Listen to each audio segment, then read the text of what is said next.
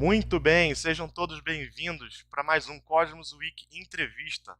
Hoje a gente vai conversar um pouco com o Homem do Espaço. Ele tem uma página no Facebook, ele tem um canal no YouTube, fala muito sobre astronáutica, sabe tudo, na verdade, de astronáutica. Eu não vou ficar falando muito não, vou deixar ele se apresentar, ele já está aqui com a gente. Mas antes de qualquer coisa, eu gostaria de dar as boas-vindas a todos que estão assistindo e principalmente para você, Júnior. Seja muito bem-vindo. Boa noite aqui agora, né? Boa noite, Beto. Obrigado aí pelo convite. A saúde a todo mundo aí que tá assistindo a gente. E vamos aí para essa entrevista aí que eu acho que vai ser muito legal, muito show de bola, vai ser muito boa aí para a gente e para quem tá assistindo. Muito bom.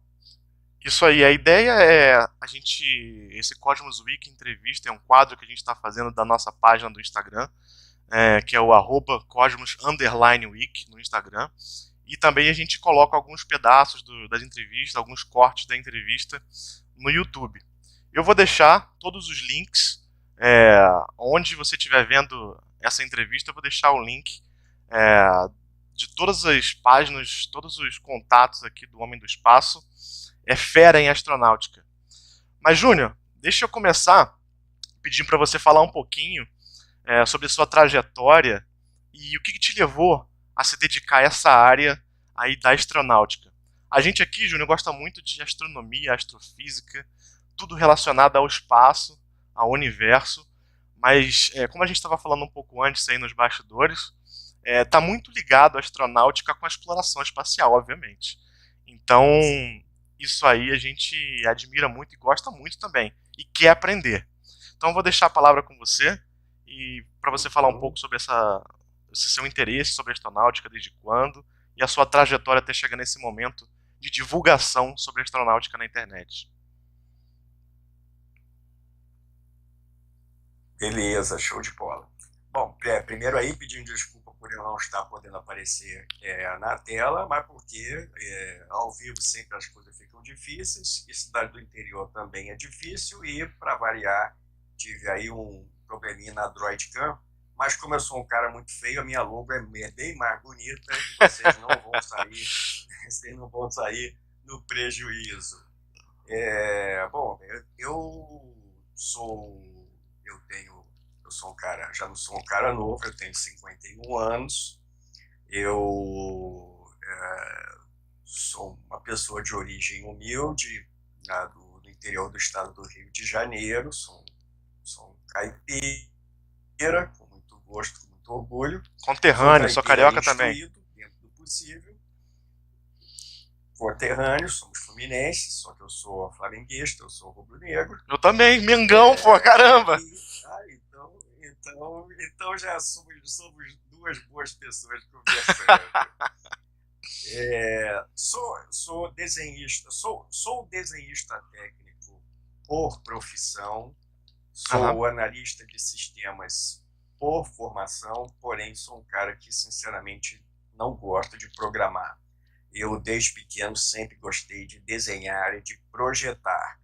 A vida me levou para o desenho técnico. Eu sou do tempo em que se desenhava com caneta nanquim. Uau. E desde pequeno eu sempre me interessei, né, por, por astronáutica, por satélites, por foguetes, por aviões, por robôs, ficção científica e etc. Mas eu sempre fui um cara muito ligado à parte técnica, sabe? Eu queria entender como as coisas funcionavam. E eu nem sou tanto aquele arquétipo da pessoa ligada na astronáutica. Eu nunca quis ser astronauta. Eu queria ser mais um desenhista de espaçonaves. Eu queria ser o cara que fazia as máquinas. Se isso me levasse um dia a viajar numa espaçonave, seria uma consequência. Acabou que não chegou a isso. A minha vida foi me levando a área do desenho, que é correlata, porque eu já trabalhei desde 89 que eu trabalho com desenho técnico. Eu já trabalhei junto à indústria mecânica e, em específico, também a aeronáutica brasileira. É, eu também eu tenho uma veia artística, apesar de ser muito cartesiana, eu tenho uma veia artística. Eu também pinto e desenho especialmente sobre temas espaciais. Uau, que legal. Eu gosto também, tenho uma veia artística e técnica. E sempre fui um cara que pensou em três dimensões. Desde quando eu desenhava, eu já imaginava tudo em três dimensões. Eu fazia meus próprios brinquedos e fazia meus próprios foguetes, né? Que Porque legal. enquanto as crianças brincavam de carrinho de rolimã, de não sei o quê, que eu sou da época de carrinho de rolimã, descer a ladeira, rolimã, arrebentar caras, jogar bola na rua, ir para o meio do mato. Mas eu ia para o meio do mato levando o foguete, movido a pólvora que eu mesmo fazia. Explodiu um monte de foguete explodiu na minha mão, na minha cara. Eu desenhava, eu construía desde pequeno aviões foguete, é, máquinas voadoras, planadores, etc. Tudo de papel, e ia sozinho pro meio do mato, longe, porque todo mundo me achava maluco, né? E eu sou realmente maluco. E ficava testando designs de aeronaves, tudo de papel, né? Sim. Tudo de papel. Mas, assim, eram surpreendentemente. Modéstia à parte, sou um excelente maquetista. Aliás, como desenhista profissional, a vida foi me levando também à construção de modelos em escala.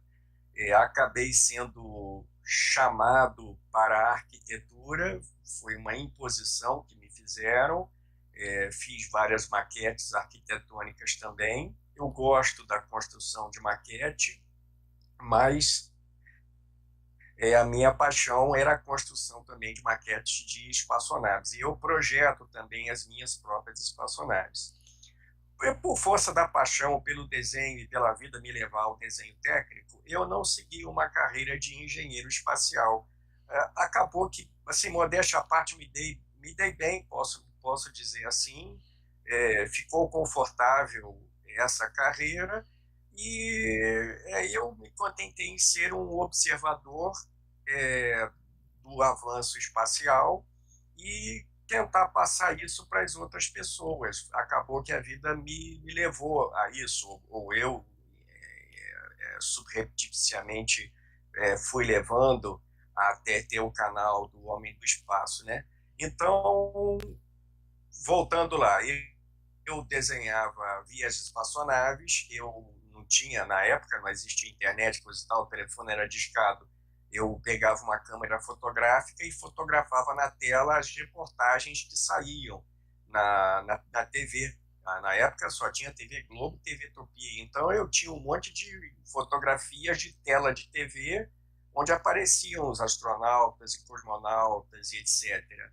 E comprava revistas e etc. E aprendi a falar inglês lendo publicações aeroespaciais, porque eu precisava entender aquilo, e mandando cartas para a embaixada. Eu enchi o saco da embaixada americana, enchi o saco da embaixada da União Soviética. Eu era um cara muito entrão, eu sempre fui muito entrão também, muito abusado. E passei a escrever também, porque eu tive experiência também com jornalismo. Meu pai era advogado e jornalista. Acabei que tive a oportunidade de ter contato com a imprensa. Eu, graças a Deus, vim de uma família humilde, cujo pai gastou a maior parte do dinheiro com livros. Então eu nasci numa biblioteca de 3.000 livros, né? Uau, que legal. A qual eu agradeço ao meu pai, e eles também, por ser uma pessoa muito querida na cidade, apesar de não ter posses, era um homem extremamente querido, me deu educação além do que uma pessoa no meu extrato social, não que eu fosse favelado, claro, mas assim, era uma pessoa humilde, mas devido a contatos maravilhosos que ele tinha, uma pessoa muito amada, eu estudei em colégios particulares e tive acesso. Eu lia 2 jornais por dia, o meu pai lia 2 jornais por dia, eu lia também, por conseguinte, o Globo e o JB, aos domingos Estadão Nossa, eu nem lembro Folha, disso, hein? e etc, né? E sempre recortando, ele acabava de ler e eu detonava o jornal depois, pegando todas as informações, né? Dali os endereços, dali as correspondências, dali a NASA me mandando material, a embaixada, acabei fazendo amizade com o cônsul da União Soviética no Brasil, me mandou um monte de coisa. Eu passei a ter coisas que na América Latina e talvez no Hemisfério Sul ninguém mais teria, o programa espacial russo, de tão chato que eu era. Nada em especial, eu era chato mesmo. Eu apurrinhava. E eu era aquele tipo de louco.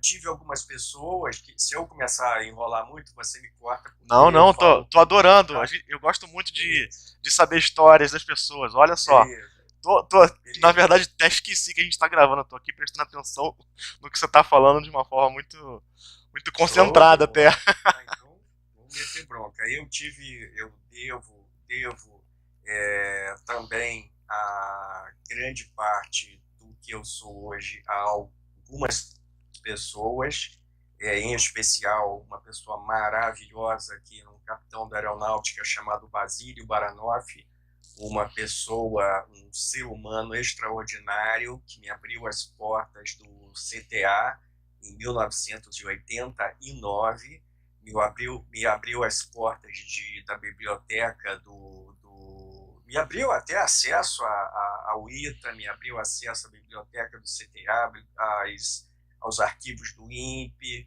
ao LIT, o Laboratório de Integração e Testes, etc. Me fez ter contato pela primeira vez com um foguete, que foi um Sonda 3. Eu toquei pela primeira vez um motor, um grão propelente de foguete. Porra, já se vai aí, vai fazer 40 anos, nossa senhora, 30 e tantos anos, né? Caramba.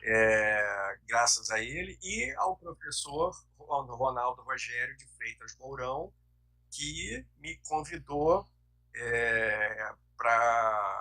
até para casa dele. E eu ia na casa do professor Mourão. Você deve lembrar do professor Mourão? Claro, pô.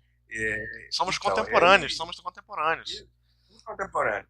É um cara extraordinário. A cada vez que eu ia na casa dele, a casa dele também entulhava de livros. Ele, quando começava a falar, não parava e eu queria ouvir, escutar, né? E Claro. eu, na época duro, ia de ônibus, de baldeação, coisa e tal, saía da minha cidade para ir para lá, mas para conversar com ele. E cada vez que eu saía da casa dele, eu saía com um livro xerocado da extensa biblioteca dele, né? E um dia eu nem lembro, num dos eventos que eu estava com ele comentando com algumas pessoas, coisa e tal, esse aqui é o Miranda. E ele aqui, ó, pode perguntar qualquer coisa sobre foguete, satélite, ele sabe mais do que eu. Aí quando ele falou Caramba. isso, eu falei, porra, eu sou o cara. O cara dizendo que eu sou o cara, entendeu? Aham. O cara dizendo que eu sou o cara. E a partir daí fiz também muita amizade com um jornalista científico e super talentoso, autor de ficção científica, que se chama Jorge Luiz Calife, que é um cara excepcional, que me abriu as portas para colaborar com o Jornal do Brasil, desenhando, ilustrando algumas colunas do professor Mourão, com desenhos de espaçonaves, e também com reportagens do Calife, que era um jornalista raiz, como não se vê hoje em dia, que hoje em dia a maioria dos jornalistas é semi-alfabetizado. Ele é extremamente competente e inteligente, além de ter um português perfeito, e uma pessoa altamente acessível, que ali me franqueou acesso a tudo que vinha das agências de notícias. Então, são pessoas a quem eu agradeço e até tem mais algumas pessoas até a agradecer, mas aí que ficaria muito longo. A gente nunca está sozinho, não, Roberto? A gente sempre Verdade. há alguém que há de nos estender a mão e a gente tem sempre que ter a humildade de aceitar ajuda para que depois a gente retribua ajudando não seria, ajudando, contribuindo com os outros, né? Contribuindo, sendo generoso é, com os outros do mesmo jeito que eu na minha na minha crença, um ser maior foi generoso com a gente retribui sendo com os outros. E, bom, aí chega nisso, chega no Homem do Espaço, que é um canal no YouTube que eu comecei achando, sinceramente, que eu teria 10 malucos me ouvindo, 10 retardados como eu, e acabou que estou aí quase chegando a 19 mil. É um canal pequenérrimo, mas para quem achava que não teria 10 seguidores, quase 19 mil está bem. E aí, além do Facebook, eu já perdi a conta, no Twitter também, é, e gente me seguindo. E posso dizer que tenho o grupo de WhatsApp voltado para a história e técnica da astronáutica, o melhor do Brasil, se é que Legal. existem outros, mas eu sem orgulho, sem empáfia nenhuma, porque os assuntos discutidos ali são assuntos de alta relevância, tem gente extremamente inteligente e gente que, através das perguntas, me leva a novas fronteiras na minha pesquisa, porque eu achava que eu sabia muito, mas conforme eu fui vendo as perguntas que eles me faziam, foi se abrindo outro universo de outras questões que, dentro da minha pequenez, eu não me atinava. Então, essa interação com as dúvidas das outras pessoas, muitas vezes dúvidas simples, mas que me davam um insight de pesquisando, falando da dúvida do cara, me vinha à cabeça aquele alumínio utilizado na Apollo, aquele aço, aquele Inconel no Chega X-15, nesse e nível, aí Júnior, eu, não, chega nesse não nível. E aí, somente saber o nome da peça, o nome do foguete, as propriedades dele, mas também o tipo do material. eu tenho que saber da onde ele veio, entendeu? Eu tenho que saber Ó, da onde ele veio. E fora o aspecto histórico, que eu gosto muito também, o aspecto humano da conquista espacial, do início da conquista espacial, as pessoas que estavam por trás do desenvolvimento da tecnologia dos foguetes, né? A vida pessoal de algum deles, sempre no que se refere, no que vai se ligar à parte técnica também, porque toda a área de conhecimento ela se baseia, você sabe muito bem, primeiro de tudo no ser humano. sem dúvida. Mesmo as áreas técnicas, mesmo as áreas exatas, elas se baseiam no ser humano, porque o ser humano é a interface entre o mundo, entre o mundo e o que ele faz, entre a natureza e o que ele faz, né?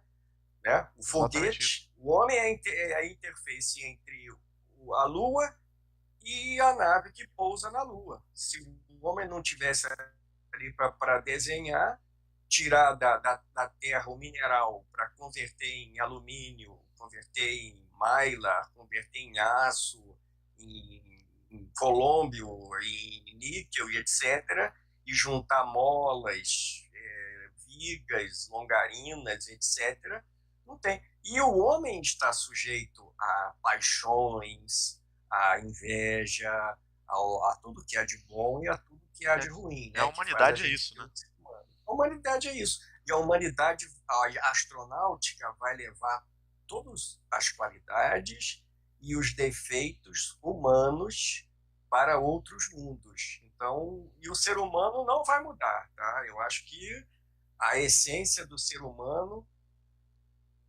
a aparência pode mudar, mas a Sim. essência não muda, né? A Exatamente. gente se adapta, mas a E30 nós vamos levar todos os nossos vícios e nossas virtudes para o espaço, né? Verdade, sem dúvida. Então, E temos levado, é né? isso. Eu sou desenhista por profissão, professor de desenho técnico. É, eu faço trabalhos freelancer para empresas, desenho mecânico, faço maquetes, tento me manter focado em astronáutica. Recentemente nós entregamos, eu e o sócio que eu tenho comigo na área de construção de maquetes, integramos maquetes para um polo astronômico lá em Iguaçu, lá no sul do Brasil. Legal. Lá tem foguetes que não tem em toda a América do Sul, tem maquetes lá que não existem. E até acho que no hemisfério sul tem umas lá que não tem, tá? Caramba.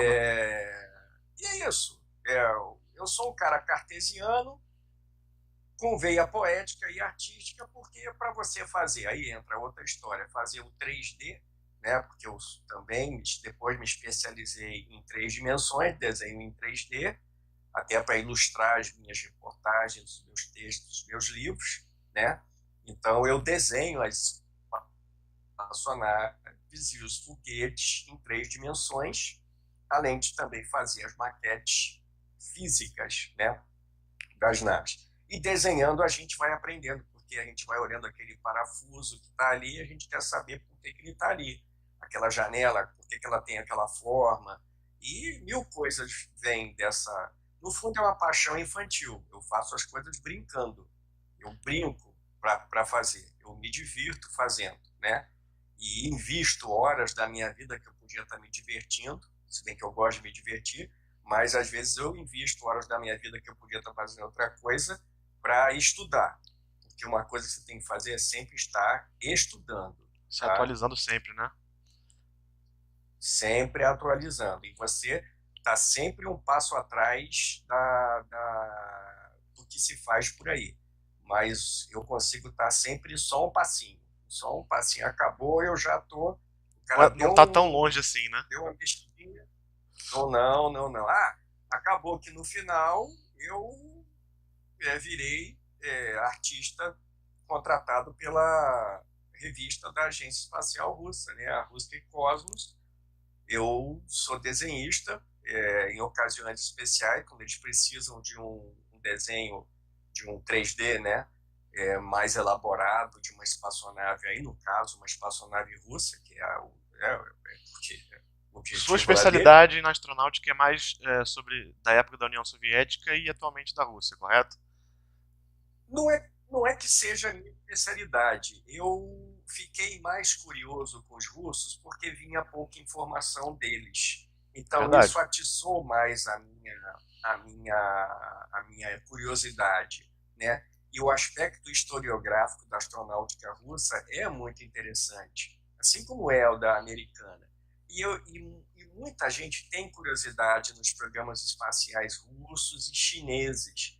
Então, eu acabo sendo guiado pelas perguntas que me fazem, né? Entendi. Porque eu sou responsivo, né? Eu tenho que responder. Claro, tem Então, um pessoal muita aí gente grande tem. te seguindo, né? Querendo na verdade, buscando conhecimento com você, né? Exatamente. E eu, por meu turno, também vou aprendendo, porque nas perguntas deles eu me inspiro nas minhas perguntas, entendeu? A interação com o outro. Eu gosto muito do ser humano, Roberto. Eu sou um cara. Todo professor gosta de ser humano, né? Claro. Do ser humano, de entender as pessoas. E a técnica me levou a isso também.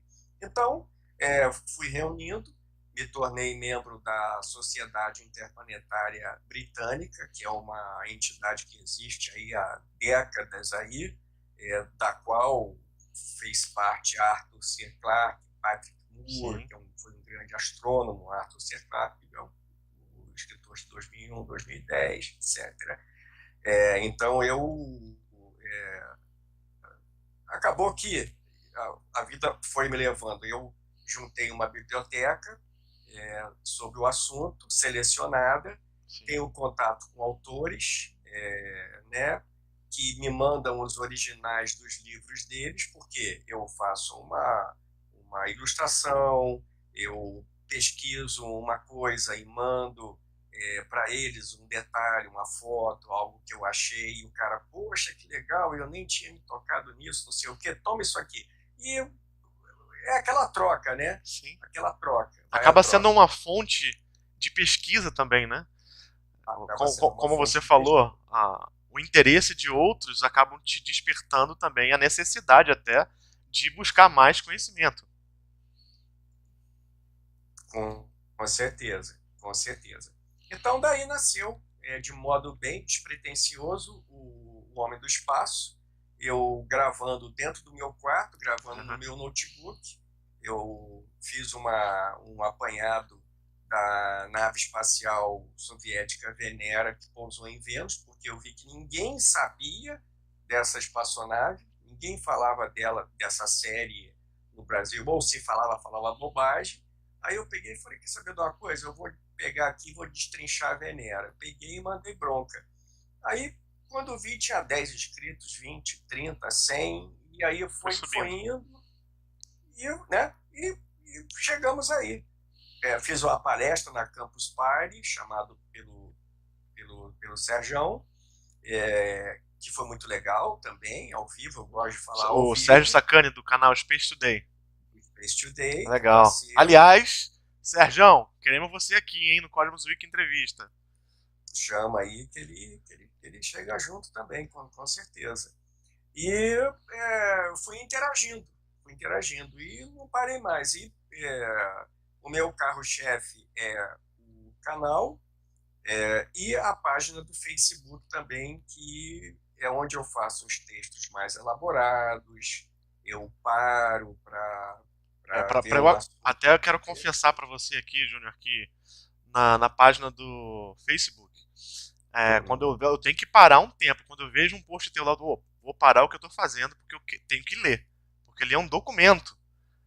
Você destrincha Ah, mesmo o legal. assunto. Então tem que Isso, parar e ler. Não é só ler aquele título e achar que vai ser só aquilo, não. e Tem que ler, parar um tempinho para não, entender e aprender. é, exato. O Beto tem um negócio. No meu canal, a pessoa tem que ter paciência. Quando o cara chega e fala, tinha que ser vídeo mais curto, eu falo, meu irmão, Não vai dá. para outro canal, cara. Sabe? Então, eu não sou para você e você não é para mim. Eu gosto, eu encho o saco falando. E eu gosto do seguidor, na falta de uma palavra melhor, do fã que chega e fala, Júnior, pode continuar a falar. Eu pergunto, pessoal, quer que para? Não, todo mundo, não, continua, pode deixar. Eu já estou com a boca seca, já não tem mais nem cuspe, e o pessoal quer que eu continue falando. É para esse tipo de pessoa que o meu canal serve. Que é uma coisa mais simples, mais superficial, vai para outro canal, sabe? Eu não faço questão. Eu faço questão de quem faz questão, entende? Exatamente. É retroalimentado. Eu sou um cara muito, E aquilo, muito né? sincero. E a internet proporciona isso, né? Você, se você não quiser, você Proporciona. não é obrigado a assistir, não é obrigado a estar inscrito. Esse é o meu Obrigado, não é trabalho, obrigado. né? Você Exatamente. pode gostar ou não. Exatamente. E uma coisa que eu me orgulho, Beto, é o seguinte, que o meu grupo no WhatsApp, ele vive cheio até o talo e tem gente querendo entrar. Parece a boate do interior. Ó, eu sou Que, um desses que quer entrar e não consigo. mas aí, então, deixa que na próxima vaga que tiver, a gente põe você, tá? Legal. Tem aí o pessoal aí na fila, coisa e tal. E é aquele negócio. É um local de troca de informações e de conversa. Sim, Eu sempre estou olhando, muitas vezes eu não posso ficar ali batendo papo, porque eu tenho que trabalhar, eu tenho que claro. sustentar, né? Mas estou sempre ali, vendo as dúvidas, coisa e tal. Quando eu vejo um erro muito crasso, eu vou lá e dou um expor, dou um puxão de orelha. Eu sou desse tipo de Claro, tem que professor, corrigir, né? assim. Sempre gostei de professores exigentes, nunca gostei de professor malandrão, sabe? Para mim, quanto mais batia, mais eu gostava, porque era aquele e de professores que instigam o aluno, que fala se vira, É entendeu? isso. Eu dou o norte e mando se vira, porque é assim que eu aprendi, É. entendeu? E aí De me ele, virar. qualquer dúvida que tiver, ele vem até você e tira Porque dúvida, né? tira Só a para dúvida. lapidar, né, com o professor. Exatamente, exatamente. Então é assim que eu me vejo, né? Muito bom. Poxa, Antônio, obrigado aí. Gosto. Você tá. Eu não quero te interromper, eu quero ouvir, eu quero aprender com você também. Então, eu acho que quanto mais você falar, mais você discorrer aí sobre o assunto é bom. Eu tenho algumas Beleza. perguntas aqui, né, Sim, sobre a parte astronáutica. Eu acho que a minha dúvida também pode ser a dúvida de muitas outras pessoas. com certeza. E logo no início, quando a gente estava conversando, antes de começar a gravar aqui, a gente falou aqui do quadro, né? E Uhum. já me tirou dúvidas já. Um quadro que eu tenho aqui, das missões aqui. Você já falou que não é Apolo 11, né? Não Não é foi Apolo 11. Apolo 11, exatamente, não é Apolo 11, porque, como eu te falei, em off ali, tem a anteninha Do, da antena, do a antena de Rover, hein? comunicação de onda de radiofrequência do Jeep, chamado Jeep Lunar Roving Vehicle, e o traje espacial, o escafandro, é um escafandro já das missões posteriores, missão Apolo 14 e em diante. Olhando de longe já dá para ver. Até eu assim, eu conheço praticamente todas as fotos interessantes da Deixa eu ver NASA, aqui. porque eu fui olhando elas todas. Então, mais ou menos de Deixar cabeça o eu vou pessoal ver aqui reconhecer. melhor. É muito show, muito show, muito show. Aham. Aí me dá até raiva de quando falam que o homem não foi na Lua, coisa e tal. Aí, quando chega um desse lá no meu canal, já leva um Ah, pontapé e não. já Isso aí sai. é um assunto que a gente não deve nem discutir, porque é muita. Exatamente. Eu acho que é muito desinteresse. Não é desinformação, é desinteresse em saber, em conhecer. Exatamente. É, Exatamente. Ainda mais hoje com a internet, ninguém tem a desculpa de ser burro. é, Não existe mais. Porque antigamente, quando tinha biblioteca, você tinha dificuldade de trânsito, às vezes morando longe, até uma biblioteca. Era difícil. Hoje a biblioteca está dentro do seu celular, cara. Então exatamente. não tem desculpa para ser burro. Ninguém é burro. A pessoa procura desculpa para ser burro, né? É. Mas você tinha umas questões, né? Então eu queria aproveitar essa, esse insight aqui da exploração espacial nas missões Apollo e pedir para você falar um pouquinho do que você vê sobre desde o início da exploração espacial, das missões lá da União Soviética na época, até as missões Uhum. Apollo e até hoje. Houve muita evolução na questão de equipamentos e foguetes e motores dos foguetes, ou eles são mais ou menos parecidos ainda de lá da década de 50 até hoje em dia? Os princípios físicos continuam os mesmos, Sim, as vivemos na mesma abordagens física, né? varíam, é claro, né? Mas a abordagem de resolvê-los e a evolução de como contornar os problemas foi avançando a passos largos. Então, sim, houve um grande desenvolvimento, também um desenvolvimento que bebeu na fonte do desenvolvimento da informática, das tecnologias de materiais também foram se intercalando, a exploração espacial incitou pesquisas que foram feitas para contribuir com a exploração do espaço, e também a exploração espacial se aproveitou de pesquisas não relacionadas que acabaram sendo inseridas no contexto. Então,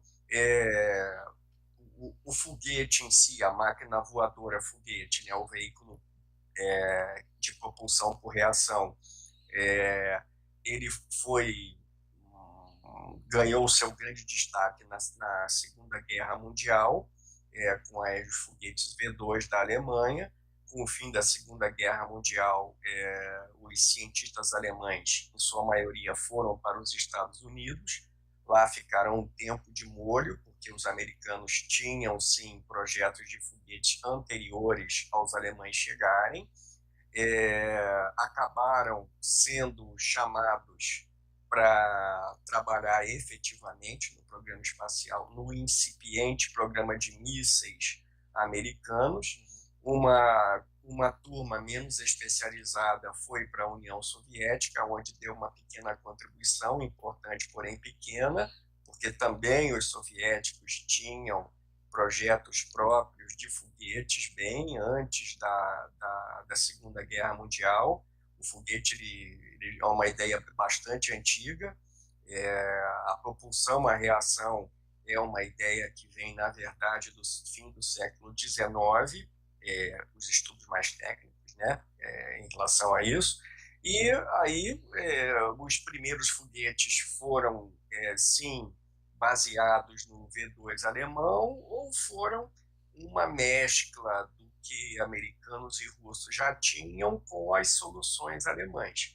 O americano ganhou, vamos dizer assim, um primeiro foguete grande chamado Redstone, que era um primo mesmo do V2, muito parecido com o V2, que é feito pela turma de Werner von Braun. E os russos fizeram seu primeiro R-1, raqueta, foguete 1, bastante copiado do V2 alemão. Só que quando eles viram os materiais que eles trouxeram para a Rússia, pegaram muita sobra. Os americanos levaram a maior parte do butim e ficaram com muita sobra, e acabaram vendo que muitos materiais que os alemães usavam não haviam na União Soviética. Então eles tinham que redesenvolver plásticos, borrachas e etc., com materiais próprios. Então isso instigou. Os americanos também a mesma coisa. Já pegaram aquela coisa pronta, vamos melhorar aqui, melhorar lá, coisa e tal. Como eu falei, já haviam projetos da Marinha, né, americana e etc., que tinha uma certa rivalidade. Bom, aconteceu que Von Braun foi chamado em última hora, porque os russos, por não terem bombardeiros e bases espalhadas pelo mundo, foram obrigados a se voltar para o míssil, ao invés de aviões para transportar bombas, né? Certo. E tinha alguma tradição na artilharia, tanto é que o assunto foguete na União Soviética e na Rússia é mais um assunto da artilharia do que da força aérea, ao contrário dos Estados Unidos, mas que também a Marinha meteu o bedelho e o Exército também meteu o bedelho. Sempre.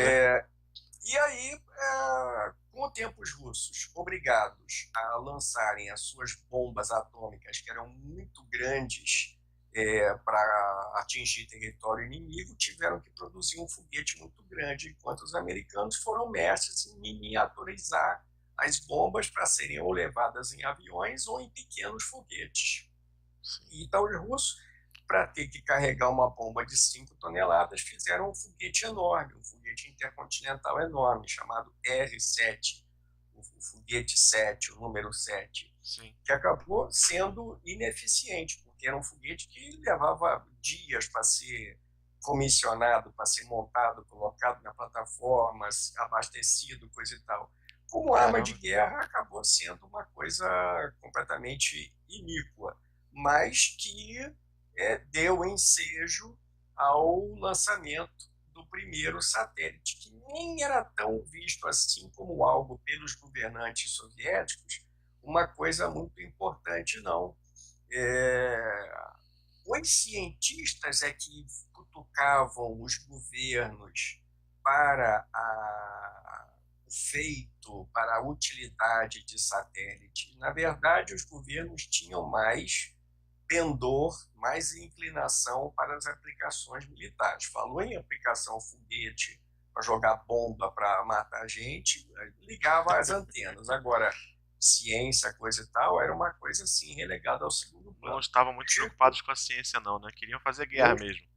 Exatamente. Mas havia o Ano Geofísico Internacional, que era entre 1957 e parte de 1958, já em projeto há muito tempo na comunidade internacional, e alguns cientistas mais ousados já lançavam a ideia de que se podia colocar um satélite em órbita, tanto americanos como russos.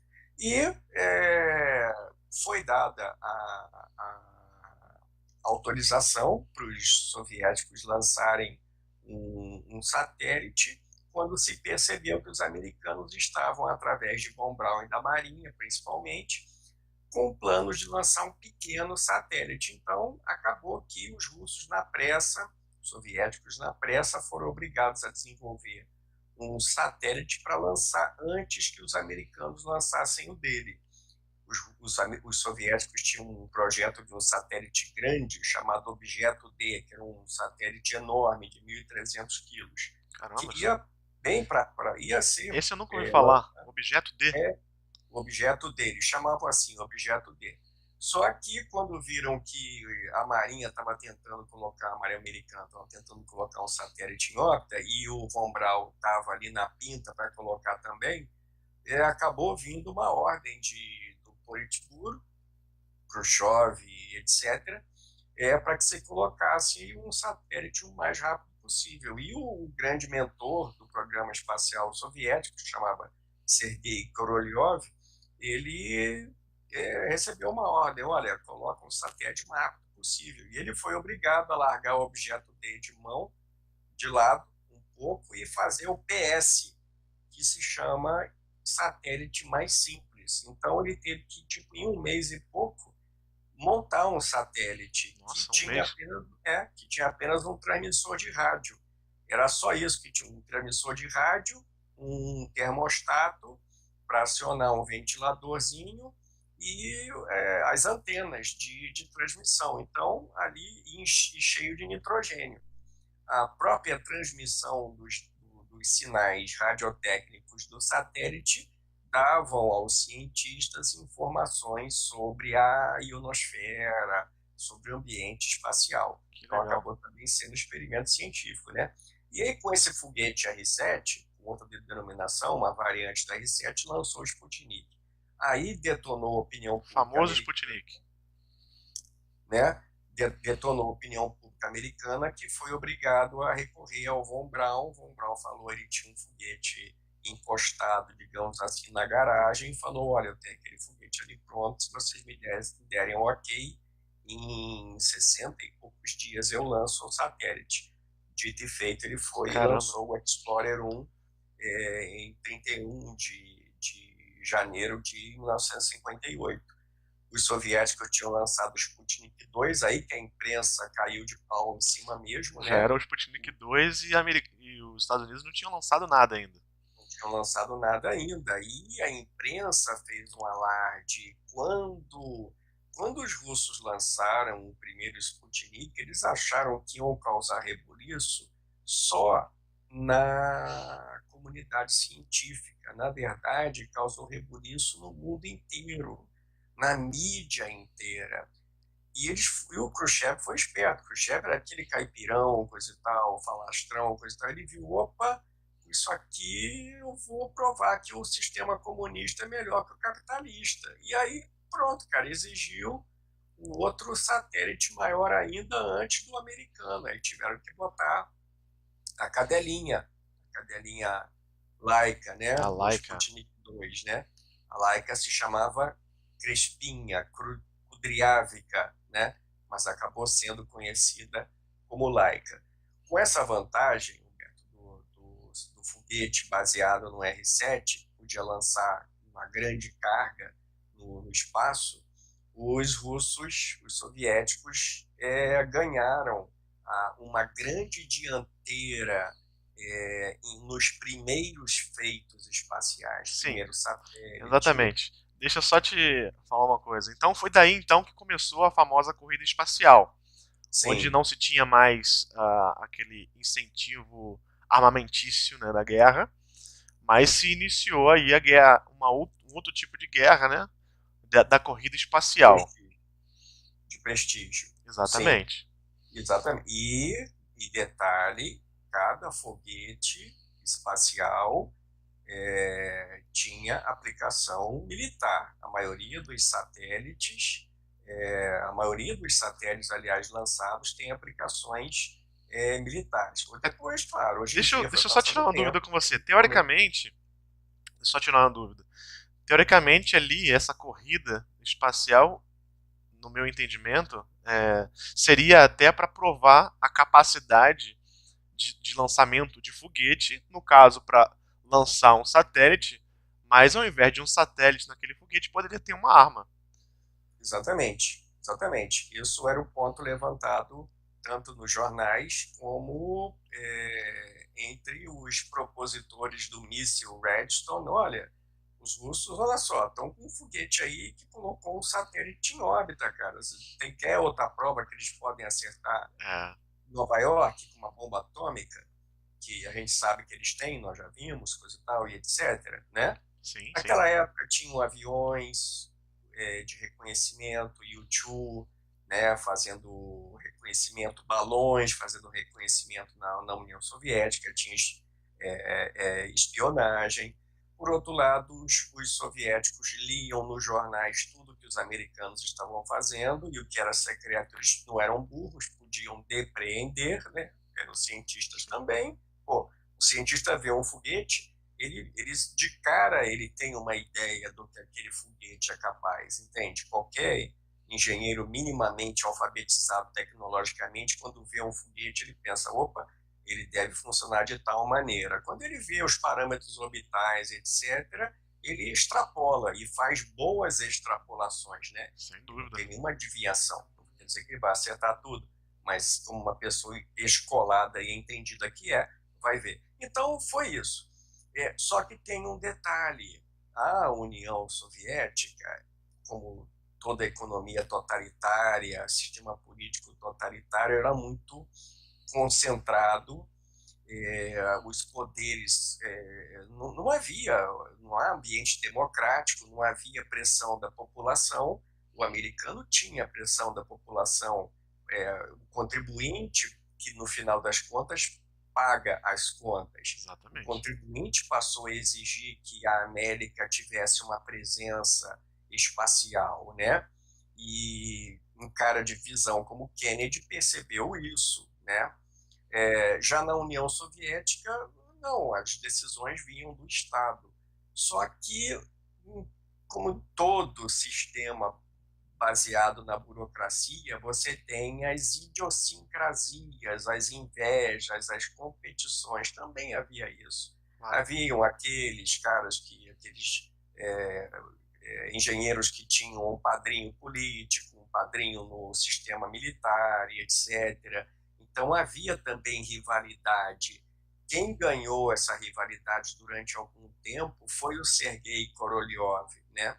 Que é uma história longa, foi preso, jogado em Gulag por Stalin, apanhou, etc. Caramba. E por culpa de ter ido para o Gulag, acabou que ele, durante a operação que ele foi fazer, não puderam entubá-lo porque haviam quebrado a mandíbula dele não abria direito, e a operação dele foi toda complicada, ou seja, Stalin acabou, aquele assassino, Sim. acabou matando depois, de modo indireto, o seu grande cientista da União Soviética, né? Mas isso é uma longa história que merece um detalhe melhor.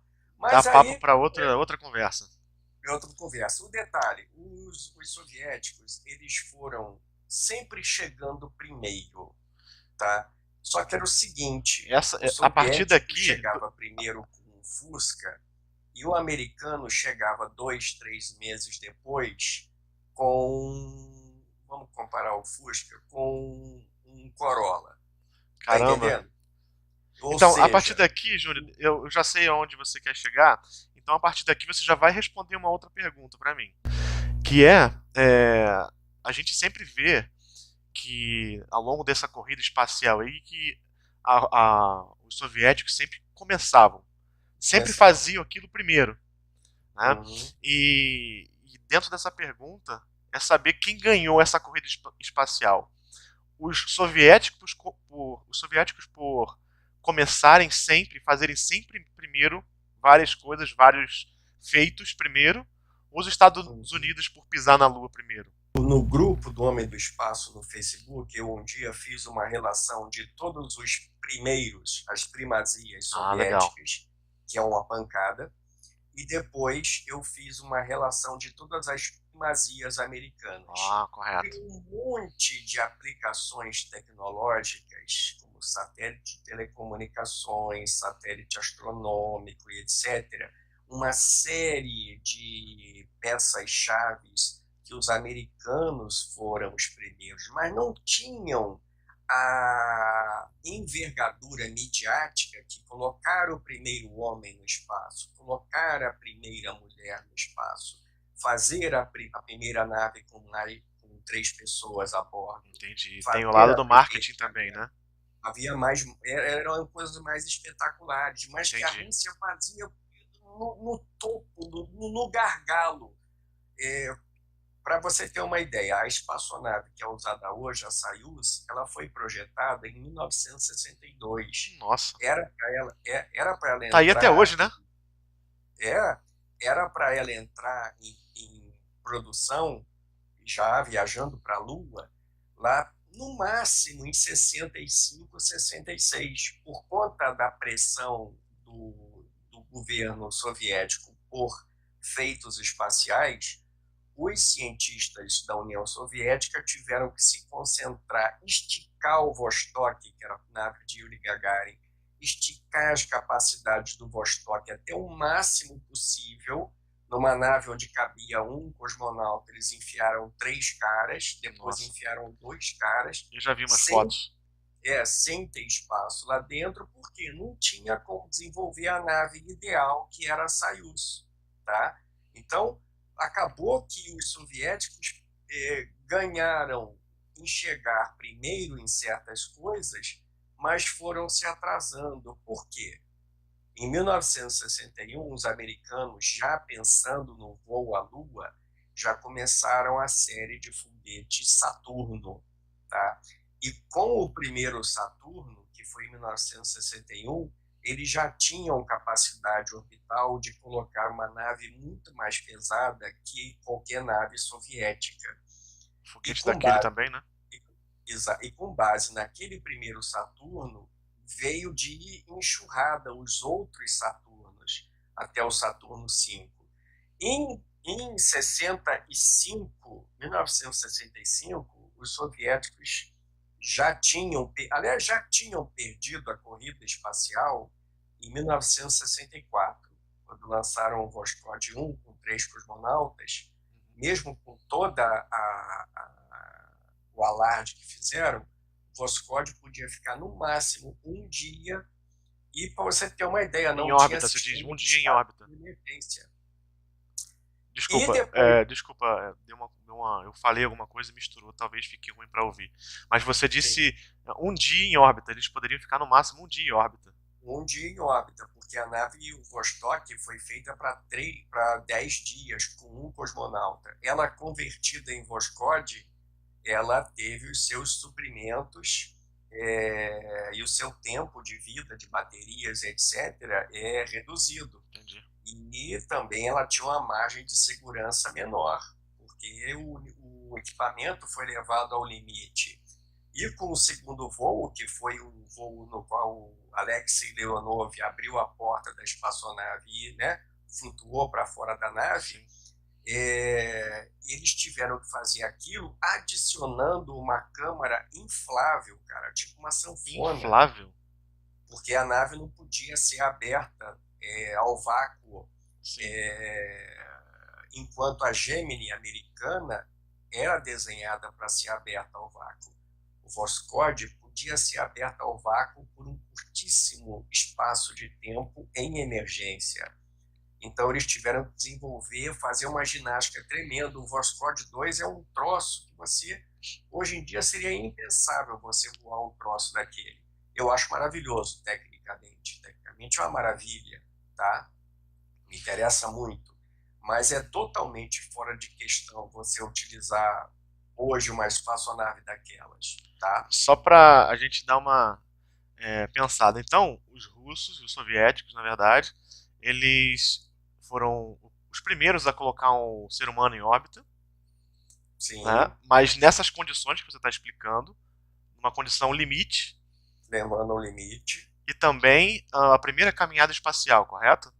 Exatamente, Também no exatamente, limite.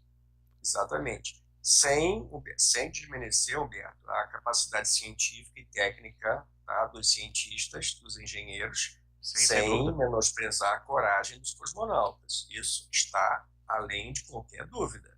E a Certo? ingenuidade. Isso não há dúvida. Só que os americanos, isso é fato, podiam fazer melhor.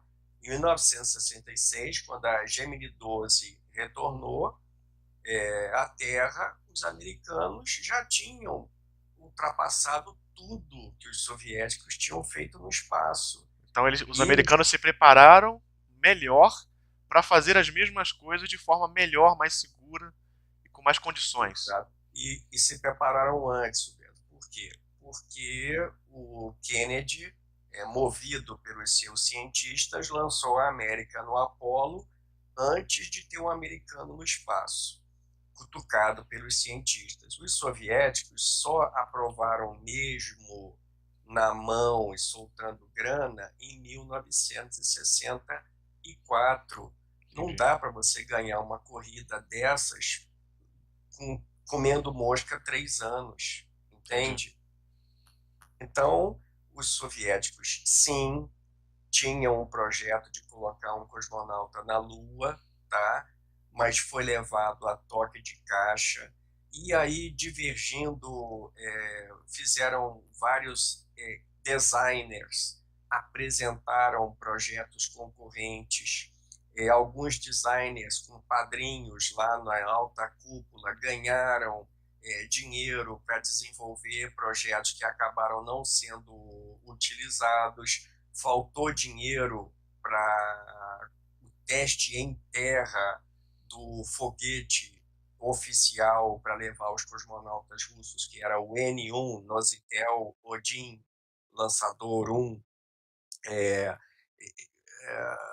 sofreu com falta de apoio, com falta de dinheiro, com problemas técnicos, com mau gerenciamento, com o falecimento do grande designer-chefe, mas quem analisa a corrida espacial, a corrida à Lua, essa foi a corrida espacial, a corrida à Lua, tá? Os americanos começaram a ganhar em 1961, quando lançaram o primeiro Saturno, e os soviéticos ainda tinham o mesmo foguete baseado no R-7 até 1965, quando eles estrearam o Proton, que da sua versão mais possante só foi iniciar em 1967, cara. Caramba. Então, os russos comeram muita poeira, entende? Por mais dirigentes que fossem, o próprio sistema, gente, é aquela coisa. Um programa espacial é um reflexo da nação que o leva à frente, entendeu? Só uma nação livre, com livre concorrência, com meritocracia, é que pode entrar num projeto desse. Tá? Isso não é nenhum tipo de ódio a capitalismo, etc. Apesar de eu achar que o capitalismo é a única maneira que a gente tem de você tem que trocar alguma coisa com o outro. Você não pode planificar uma economia, você não pode planificar a ciência, você não pode fazer isso. As coisas têm que vir. E da competição ali entre as várias empresas, contratantes e coisa e tal, com aquela efervescência criativa de Rockwell, de Douglas, de Boeing, de North American Aviation, Grumman, etc., é que houve aquele rebuliço e 400 mil pessoas, gente, para botar 3 homens na Lua, Quatrocentas sabe? mil Coisa pessoas, que Júnior? os soviéticos não tinham. 400 400 mil mil pessoas pessoas, se juntar trabalhando. todas os envolvidos, todas as empresas envolvidas. Muita gente, hein? envolvidas no projeto Apollo, em todos os subcontratantes, Nossa, isso é desde as importante mulheres saber, que hein? costuravam os paraquedas até os mais capacitados engenheiros de materiais, entendeu? Fantástico, fantástico. Tudo um grande esforço, né? Bom, então você me respondeu. E baseado, Você me sim, respondeu. Quem ganhou foi quem o ganhou a americano corrida mesmo. espacial foi o americano. Exatamente. Exatamente. E detalhe, um detalhe, os cosmonautas russos, para reconhecer o terreno lunar, acabaram recorrendo a fotos tiradas por uma série de naves americanas, o Lunar Orbiter, porque as câmeras soviéticas para o recenseamento, o levantamento topográfico, não tinham a qualidade que as câmeras americanas tinham. Entendi. Então, para você ver, cara, os soviéticos eles acabavam pegando informações, as efemérides, etc., que vinham do programa espacial americano para poder treinar, Ficaram entende? atrás mesmo, né? Ficaram para trás, entendeu?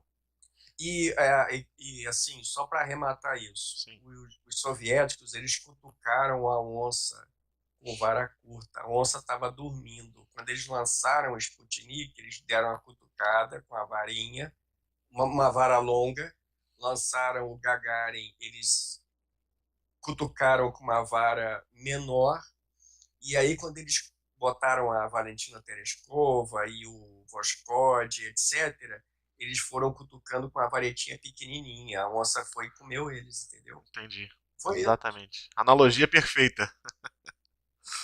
Foi esse o lance. Então, Mas Júnior, vamos lá, o que mais? não, na verdade, tá maravilhoso o assunto aqui. A gente pode ficar aqui a tarde inteira falando, a noite toda. Mas, sobre nessa evolução ali dos anos 60, na série dos foguetes Saturno, muita gente fala que o Saturno V foi o maior foguete já construído pela humanidade. Você concorda com isso? Mais potente, pelo menos? O Saturno V não foi, porque o foguete N1 tinha mais empuxo no lançamento, mais força de tonelagem, mais força de levantamento no lançamento. Só que como ele tinha uma performance muito baixa, ele perdia muito, ele gastava muita energia para colocar pouca carga em órbita.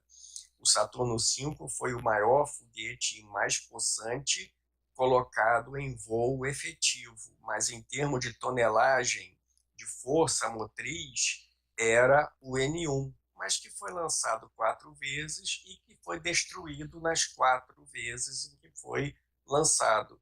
Então, tecnicamente, o foguete soviético era um foguete mais forte, apesar de alguns Esse metros. N1 é soviético. O N1 era um foguete soviético. E o Saturno, o N1 tinha 105, 103 metros de comprimento e o Saturno V tinha 110 metros e 66 centímetros, 63 centímetros de comprimento.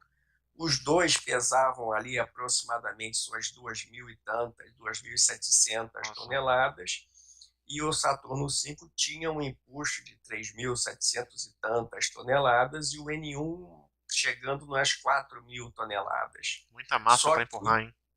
sim, só que o N1 perdia no aproveitamento. O N1 tinha 5 estágios, o 5 Saturno estágios? V tinha 3 estágios, entende? Porque o russo tinha que testar as coisas voando, em voo. O americano testava os motores em terra, ele tinha tempo para ir zerando as dúvidas. E aí, depois fazia um teste em voo. Entendi. O russo era obrigado a lançar, por isso que o russo lançava um monte de coisa. Fora dizer que o soviético, para espionar os americanos, gastou uma enorme soma de dinheiro e investimento em pessoal em lançar satélites espiões com uma câmera, e a câmera tinha que voltar para a Terra para ser reutilizada. Para isso, eles usaram a nave Vostok, que, aliás, na verdade, o Vostok ele foi criado primeiro uma nave de espiã, uma nave para carregar uma grande câmera em ambiente pressurizado, que era um ambiente que eles conseguiam manter a câmera em funcionamento, Sim. e aí os cientistas soviéticos espertos, opa, já que a gente vai fazer uma nave grande o suficiente para carregar essa câmera enorme, a gente pode botar um cara dentro também, né? Tanto é que o Vostok também era nome de um tipo de satélite espião, tá? Que acabou virando Zenit, só para Ah, o diferenciar, Zenit. tá? Então, você vê como é que a coisa é intrincada? Não é simples. A astronáutica, a sua história, o seu desenvolvimento não é simples. Você tem que. São várias meadas Sim, em isso se vários confunde com a fios. história, né? Se confunde com a história da humanidade. Se E, confunde com a história da e humanidade. eu Exatamente. acho até, Júnior, que você, não sei se já tem, acho que seria uma boa ideia você fazer um curso desses online, assim, falando sobre a história e em determinados momentos da história você falar sobre os equipamentos, sobre as máquinas. Eu acho, você tem, não sei se você pensa em fazer isso, mas eu acho que seria excelente. Sim, isso. Eu tô falando como Sim, consumidor, como aluno, né? sim, Mas não sim. sei se você tem ideia de fazer isso. Sim, sim, eu já fiz até em parceria com o Sérgio, eu fiz uma introdução nisso, que foi muito bem sucedida, Que legal. e está nos planos uma coisa mais abrangente, mais aprofundada, e sim, sim, sim, você coincidentemente você levantou, é um dos projetos que Ah, eu que legal. tô que eu estou fazendo, além dos livros, etc., também, né? É muita coisa Eu sei. para fazer. Mas sim, está no plano isso e quem sabe pode ser realizado sim. Legal. Que bom, Júnior. Júnior, sim, vou te falar, a nossa conversa, na verdade, eu tô aqui como espectador, ouvindo e aprendendo com você, na verdade. A conversa tá muito boa, tá muito legal, já estamos aqui com mais de uma hora de conversa, para você ter ideia. É, Eu gostaria de fazer pelo menos mais umas duas ou três perguntas para você, beleza, para a gente ir se encaminhando para o final da entrevista. E desde já agradeço muito aí, tá? beleza. E eu vou tentar ser sucinto porque eu falo muito. Isso Não, é mas isso é verdade. bom. Mas isso é uma Não, coisa de professor. Professor deve falar muito mesmo. Tem não é, que mas às vezes eu levar começo conhecimento. a me cansar de me ouvir, que eu também eu sou um cara muito. Cansar de se ouvir. E aí, às vezes, eu não me suporto. Mas vamos lá, vamos meter Não, bronca. vamos lá, vamos lá. Tem uma pergunta que eu gostaria de saber muito. É, seria já mais uma curiosidade, assim, para mim, pra gente aqui. A gente estava falando aí da exploração espacial, da corrida espacial. E você, na sua opinião, assim, você tem alguma coisa que você pensa? Qual foi o motivo tanto da União Soviética quanto dos Estados Unidos terem meio que desistido aí do plano de exploração da Lua especificamente? É muito simples, muito simples. O objetivo do projeto Apollo era chegar à Lua antes dos soviéticos. Eles chegaram à Lua, quem pagava a conta, que era o contribuinte, já deu por satisfeito. No segundo voo à Lua do Apollo 12, o entusiasmo já tinha praticamente zerado, tá? Só os entusiastas que iam lá para ver. Quando chegou a Apollo 13, o povo só prestou atenção porque houve aquele acidente no meio do caminho, tá? Sim. As outras missões eram vistas até pela maioria da população e políticos e etc. como desperdício de dinheiro, tá? Já ganhamos dos russos, não tem por que ficar indo à Lua. Por quê? Olha o contexto: guerra do Vietnã, direitos civis, o mundo em ebulição. A gente passou o ano de 68 com todas aquelas mudanças, né, políticas, sociais e etc. É, com o fim, Muita coisa caminhando acontecendo, né?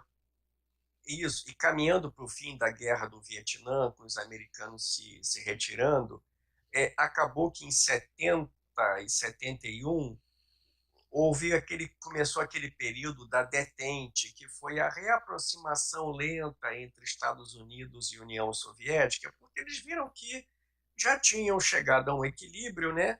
E que levou até a um projeto de um voo espacial conjunto, que foi o Apollo-Soyuz, em 1975, planejado desde 71 para 72, entende? Entendi. Então, e outra coisa, para você explorar a Lua, você precisa, no fim das contas, de dinheiro. Não havia dinheiro para justificar, né? Não Tantas havia idas um assim pra Lua, plano né? que justificasse gastar dinheiro para montar uma base na Lua nos anos 70, muito menos para ir para Marte, entendeu? Sim. A mesma coisa na União Soviética, não havia dinheiro, não havia, tá? Então, simplesmente isso, não voltamos à Lua porque não houve interesse. Quem paga a conta, é, todo mundo fala, por que não foi, por que não foi? Você ia dar uma parte do seu dinheiro, vai custar 40 trilhões de dólares, você quer, não, é muito caro, comigo não, outra pessoa vai Exatamente. pagar. Com o outro pagando, qualquer um vai, né? No fim de tudo, no fim do dia, o que contou foi a grana mesmo, né? O contribuinte, né? Foi, E foi o não, Viu Metal. exatamente, isso mesmo. A gente pensa assim, né, que pra gente que gosta do assunto, a gente quer ver quanto mais viagens espaciais, melhor, né? Mas existe aquela parcela da população que não está muito interessada nisso e o dinheiro está saindo do bolso deles, na verdade, né? Exatamente. E então, pegando uma carona nessa última pergunta, hoje em dia, claro que sempre teve lançamento de foguete, muita gente, muitas empresas aí lançando satélites com fins comerciais e tudo Uhum. mais. E mas parece que de uns 2 anos para cá, ou 3, ficou muito popular, se popularizou muito. Não só você, não só o Sérgio Sacani, mas muitas outras pessoas também começaram a transmitir lançamentos de foguetes, Uhum. até, até mesmo as empresas que estão lançando agora estão fazendo transmissões ao vivo, né? Exato. E o que você acha que se deu isso aí, essa nova onda de interesse por ver foguete sendo lançado? E eu vejo alguns canais aí até de fora levando como se fosse até um jogo de futebol, né? Comemorando quando o foguete sobe. Muito legal. Eu acho É, muito divertido. Para mim é muito legal. Eu adoro. Eu até quero começar a fazer lançamento de foguete aqui no nosso canal também. sim. E você acha que teve algum motivo? Ou foi por causa da internet mesmo que popularizou esse evento? É, é, Olha, eu sou um cara como é que eu vou dizer? Eu não tenho grandes esperanças com o ser humano, tá? Eu não tenho, não. Muito disso, assim, é modismo, muita gente virou, como no linguajar, fanboy, né? Sim. Eu sou detestado pelos fanboys, fanboy da China, fanboy da SpaceX, fanboy Aham. porque eu quebro todo mundo. Eu sou um cara que eu digo na lata qual é a qualidade, qual é o defeito. E eu sou um cara, como eu sou fanático em geral pela astronáutica, eu sigo todos os players, todos os jogadores, mas de maneira técnica e de maneira sempre crítica, tá? Sim. É, um grande incentivador foi, sem dúvida, o Elon Musk com a SpaceX, que ele juntou o fato de ser um grande empresário com um tino para negócios e com um ideal, né? Tem um ideal aí de, pelo menos aí, público, de fazer da humanidade uma espécie interplanetária. Só que a coisa não vai ser tão simples como ele faz parecer, isso é parte do jogo. Claro, Ele marketing, não né? vai botar, ele não vai colonizar Marte, isso não vai acontecer, não vai ter 1.000 espaçonaves sendo lançadas para Marte com 100 passageiros. Isso aí é história para carochinha, conta para otário. E eu falo, qualquer um que acredita nisso é idiota. O Elon Musk sabe que isso não é verdade, tá? O que dá dinheiro para Elon Musk é lançamentos comerciais de satélites e Sim. todos os serviços que ele pode vender em volta. Isso, eu estou dizendo que ele não vai realizar a sua espaçonave Starship e colocar em funcionamento, não estou dizendo isso. O que eu estou dizendo é que o que vai ser realidade é bem diferente do que está sendo vendido. E ele está certo em vender, ele quer causar Claro, rebuliço. Ele é empresário. um, ele é empresário, ele quer ganhar dinheiro. Ele tem o capricho, aquele tipo de milionário, ele tem um capricho, botar um homem lá em cima, lá em Marte ou na Lua ou etc. Mas veja bem, a SpaceX é aquela empresa de um homem só. Se faltar Elon Musk, eu não sei quem vai ficar no lugar dele e se o cara vai Realizar ser os sonhos tão. dele, né? Você vai ter a Exatamente, mesma ele linha de pode pensamento faltar. dele na administração das empresas, né? Exatamente. Quantas vezes a gente viu que quando o líder da empresa, o fundador, saiu, o negócio degringolou, né?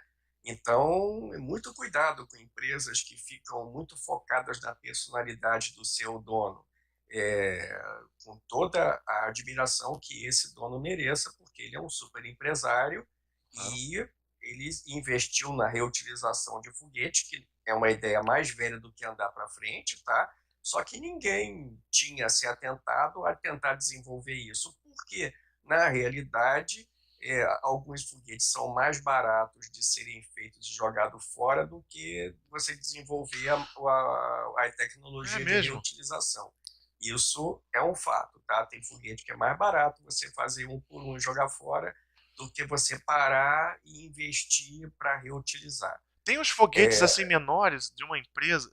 Eu acho que o nome do foguete. Eu não lembro o nome da empresa, mas acho que o nome do foguete é Electron. Ele é Electron, do menorzinho, né? Peterbeck. Ele seria um desse tipo, que é pequenininho, vai lá, joga fora, faz outro, que seria Exatamente. mais barato do que reutilizar. Exato, Não do que exato. Só que reutilizar, do que investir tecnologia para que seja reutilizável. só que o Peter Beck, ele também, como ele também tem planos, ele já percebeu que essa reutilização ela acaba realmente economizando. E para o Entendi. tipo de negócio dele também é uma boa. Ele já está pensando em reutilizar o seu primeiro estágio também, né? O que já não acontece, por exemplo, com o Soyuz. O Soyuz ele pode ser produzido a toque de caixa, entende? Pela Peraí, Rússia, como como foi assim? pela União Soviética há muito tempo. Como assim a toque de caixa? Fazer centenas num ano, por exemplo? Com certeza, como já fez na época da União Soviética, movido pelo complexo industrial militar, eram lançamentos não só do Soyuz, como de outros foguetes, em grande profusão, tudo para alimentar o programa espacial militar. Tá? Isso Caramba. não seria problema. Agora, isso quer dizer que o mundo, que o natural daqui para frente não seja reutilização? Não. O natural vai caminhar para que os foguetes sejam reutilizados. Entendi. E digo mais, vai caminhar, uma coisa que eu sempre falo, esse negócio de decolagem na vertical e pousar na vertical, isso não é o futuro da astronáutica. O futuro da astronáutica são naves que decolam como aviões e pousam como aviões, pousam em aeroportos. É a única maneira de popularizar as viagens espaciais são com as naves espaciais reutilizáveis que usam asas como meio de sustentação para voltar. Por quê? Simplesmente você com essa Starship do Elon Musk, que diz que quer colocar viagem de passageiros Nova York, Tóquio, por exemplo, meu irmão, se um daqueles motores falhar, você não pode planar como um piloto de linha aérea pode planar. Você Faz não todo tem, sentido. você vai se esborrachar, entendeu? E você vai se esborrachar e ainda que todo mundo que esteja lá dentro tenha assinado um termo de compromisso que sabe que pode se esborrachar, você vai ter uma série de ações na justiça, de um monte de advogados espertos e um monte de parente querendo ganhar dinheiro. Então a coisa não funciona desse lado, tá? Não, Não vai ter colonização de Marte daqui a 2 anos, não vai ter 1.000 naves transportando 1.000 pessoas. não tem Para como, né? você lançar uma nave tripulada em órbita, é um esforço gigantesco. A Estação Espacial Internacional é um esforço enorme e os caras estão, em último caso, a 400 quilômetros de distância. É como menos do que do Rio a São Paulo, Exatamente. tá?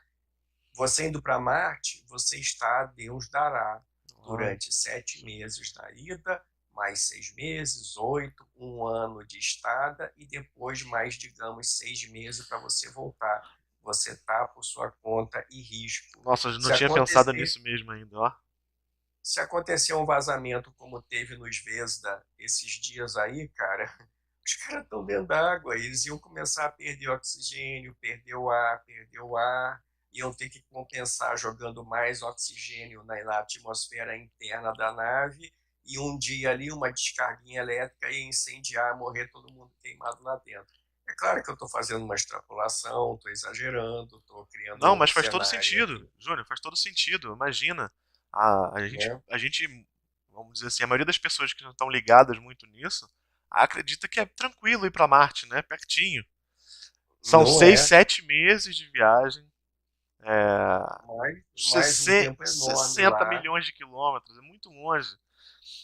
E bem ou mal, aqui na estação espacial, na ISS, como você falou, 400 quilômetros de distância, isso me leva para a pergunta. Você já entrou na pergunta que eu ia fazer agora, sobre a estação espacial. A gente viu que nesses últimas semanas, meses aí, está tendo um vazamento lá, né, na estação espacial, no módulo Sim, Vesda, né? sim. E você saberia me dizer o que ocasionou isso e se isso tem jeito de resolver, Tá, o que se deu e o que pode acontecer. tá. Detalhe, nenhuma nave ela é totalmente hermética, tá? Toda espaçonave tem um vazamento permissível e que é periodicamente compensado. Até aí, nenhum problema. Todo compartimento vedado no vácuo, ele vai, no caso de uma espaçonave, ele vai vazar e há uma taxa aceitável. Essa taxa ultrapassou o limite normal nos últimos tempos, tá? Isso você está falando para Houve estações espaciais ou também para naves que vão viajar qualquer pelo espaçonave. qualquer espaçonave? Qualquer, qualquer espaçonave é impossível você ter hermeticidade completa, tá? Isso já é levado em conta, tá? Correto. Você ir aos poucos completando a atmosfera. Existe uma taxa de perda que é aceitável. O detalhe é que essa taxa de perda começou a ser maior do que o previsto, tá?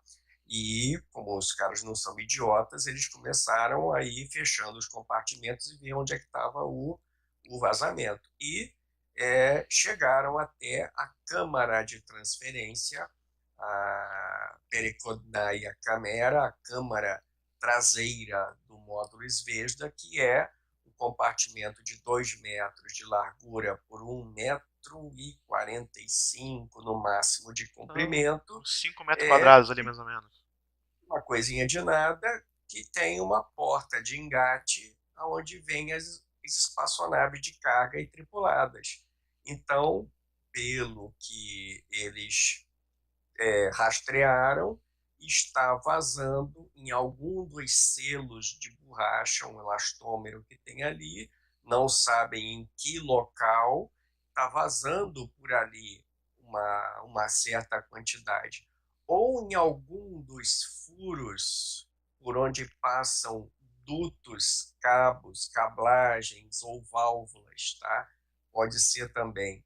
Então, eles estão tapando com adesivo, com plástico, tentando fazer de alguma maneira O e isolamento. tapando os possíveis buracos e fechando a câmara, fazendo a leitura da pressão e depois checando essa leitura de pressão para ver o quanto baixou. E teve uma pequena baixa durante a última checagem que eles fizeram, né?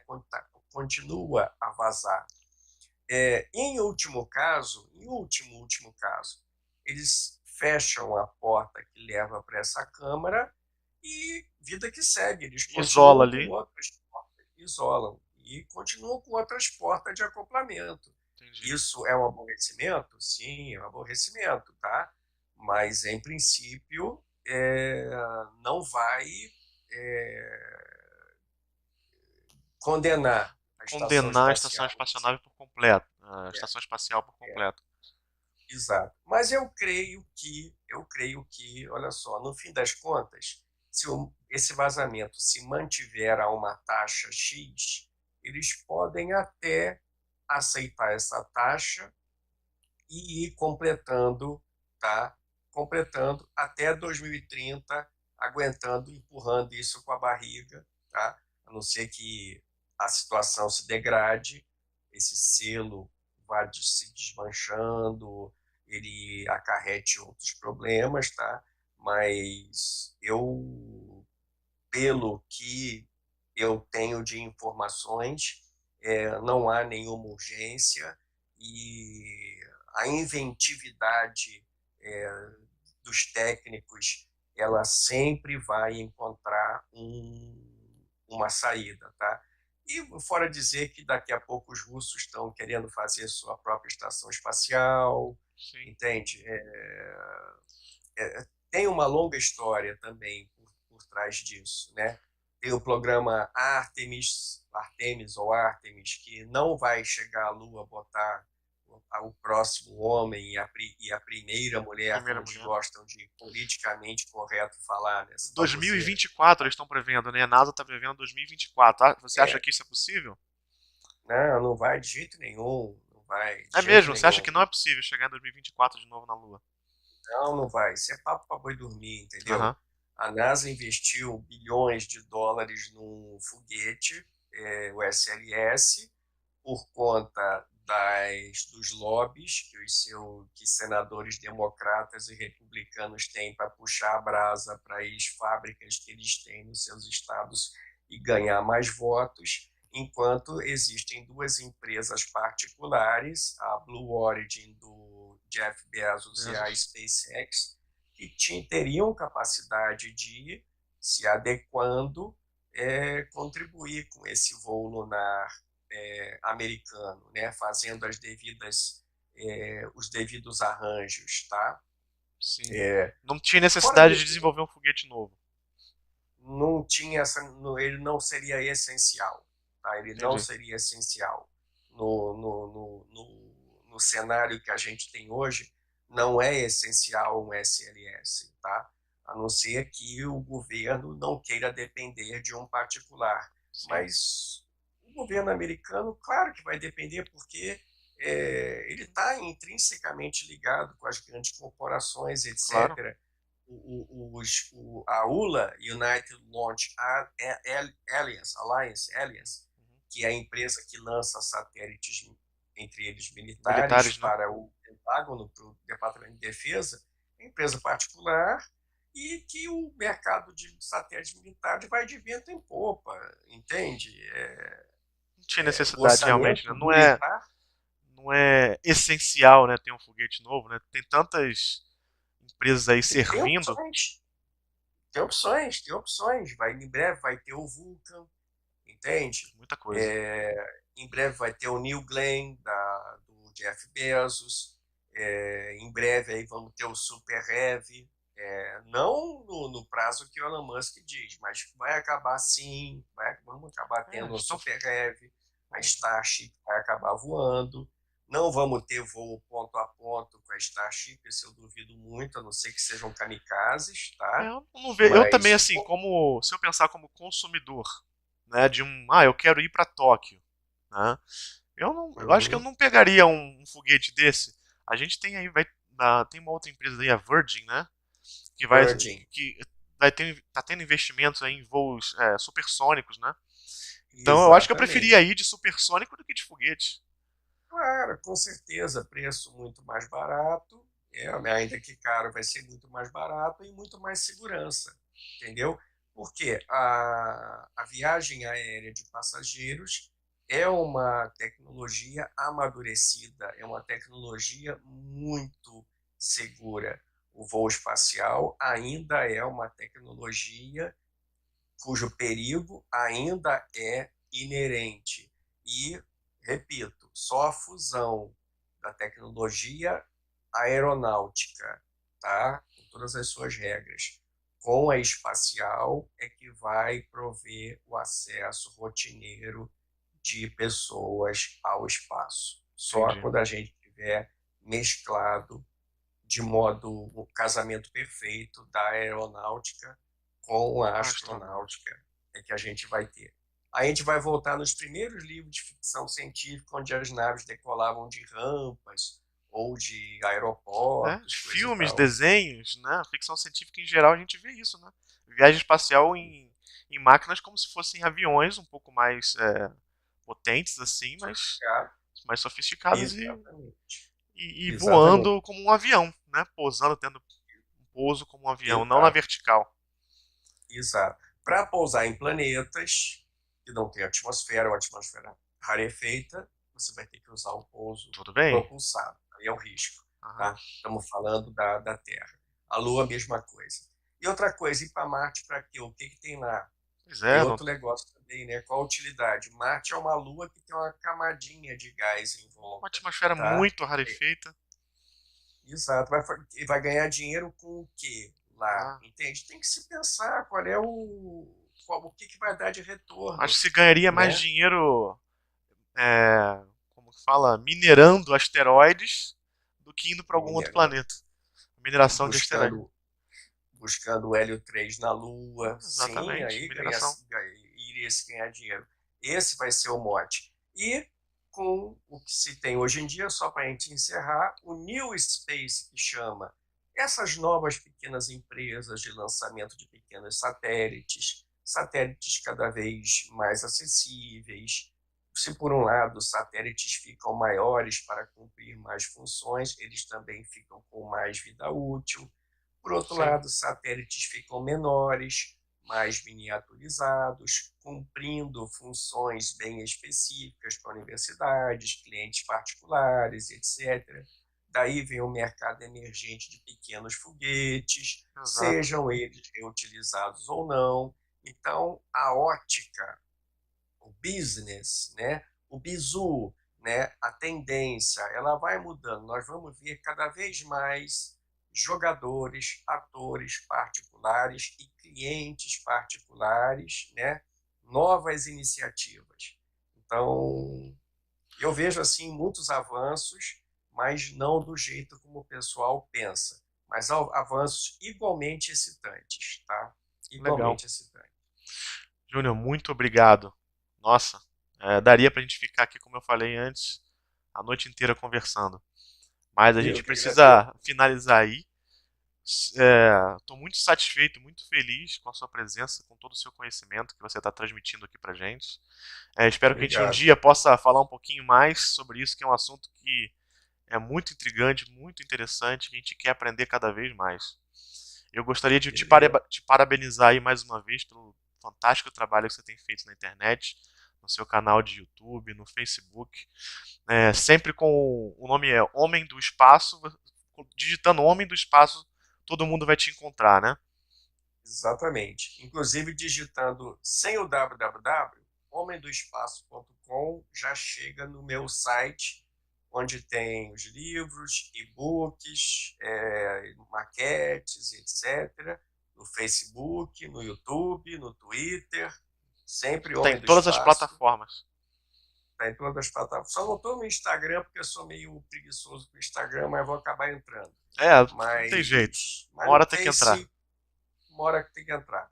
Mas no Face e no YouTube, eu tô aí sempre enchendo o saco, sempre ensinando e também aprendendo. Porque Sem dúvida. ensinando a gente aprende também. Bom, É muito isso aí. obrigado. Um abraço para você, Júnior. Espero que todo mundo que está assistindo a gente possa ter aprendido. E eles podem entrar em contato com você no seu site, contato comercial no site, né? Se quiser comprar seus livros e também encomendar algum tipo de trabalho. E para aprender como professor também todas essas outras plataformas que a gente já falou. Mais uma vez, Isso. Ou no Face ali, direto ali também. É até às vezes mais rápido no Face, que todo dia eu né? tô lá no Face e apita para mim. Tá Perfeito. tranquilo. Um abração para você, Júnior.